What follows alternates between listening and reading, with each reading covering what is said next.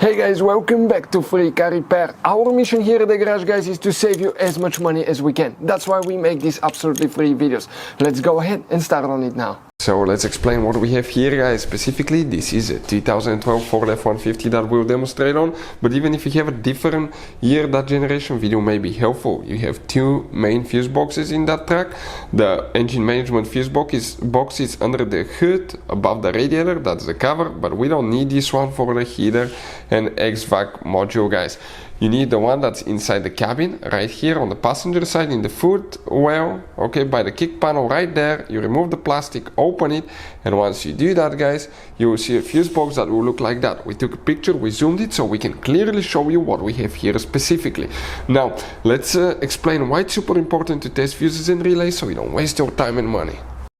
So let me explain why it's super important, guys, to test fuses. Fuses, not often you can see if they're burnt or they're good. Sometimes they may seem perfectly fine, you think it's a good fuse, you put it back in, and you end up spending money and time on parts and problems that do not exist, guys, when all you had to do, test your fuse, find out it's bad, replace it, fix your problem. So we will have a video how to test a fuse, okay, different kinds of fuses, and how to test relays, guys. We're going to put the link in the description of the video below, specifically to that video. Please check it out.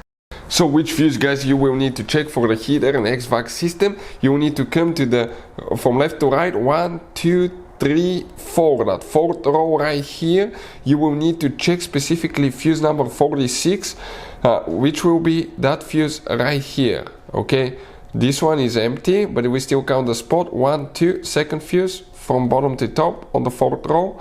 Okay, that 10 amp fuse is for the heater and the HVAC system. Check this one out, guys. Hey guys, hopefully the video was helpful. If you have any questions, don't hesitate to let us know. Leave a comment below. We'll try to make a video for your specific problem. Like, subscribe, comment, let us know what you think. And guys, by the way, we have more than 19,000 free repair videos on our YouTube channels. Videos that can save you thousands of dollars in repairs. Thank you for watching and see you next time.